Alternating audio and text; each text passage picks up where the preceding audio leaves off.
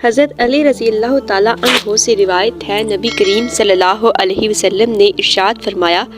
ہر چیز کی ایک زینت ہے اور قرآن کی زینت سورہ رحمان ہے۔ حضرت فاطمہ رضی اللہ تعالیٰ عنہا سے روایت ہے، رسول اللہ صلی اللہ علیہ وسلم نے ارشاد فرمایا،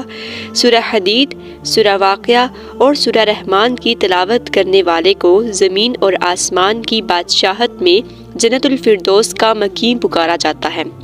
اس سورت کی آیات اگرچہ چھوٹی چھوٹی ہیں لیکن ان کی تاثیر بہت مضبوط ہے۔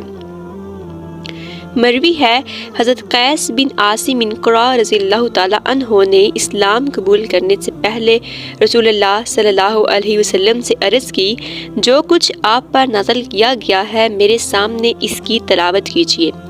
آپ صلی اللہ علیہ وسلم نے اس کے سامنے سورہ رحمان پڑھی تو اس نے عرض کی، اسے دوبارہ پڑھیے، حتیٰ کہ نبی کریم صلی اللہ علیہ وسلم نے اس کے کہنے پر 3 مرتبہ سورہ رحمان کو پڑھا۔ سورہ رحمان کو سن کر اس نے عرض کی، خدا کی قسم یہ سورت بہت ہی خوبصورت ہے، اس میں بہت حلاوت ہے، اس کا نیچے والا حصہ سرسبز ہے اور اوپر والا حصہ پھلدار ہے، اور یہ کسی انسان کا کلام ہی نہیں، اور میں گواہی دیتا ہوں کہ اللہ تعالیٰ کے سوا اور کوئی معبود نہیں، اور بے شک آپ اللہ تعالیٰ کے رسول ہیں۔ مفتی احمد یارحان نعیمی رحمۃ اللہ علیہ فرماتے ہیں،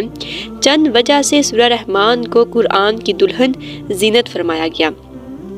اس صورت میں اللہ تعالیٰ کی ذات اور صفات کا ذکر ہے اور ذات اور صفات پر اعتقاد اور ایمان کی زینت ہے۔ اس صورت میں جنت کی حوروں، ان کے حسن و جمال، ان کے زیورات کا ذکر ہے اور یہ چیز جنت کی زینت ہے۔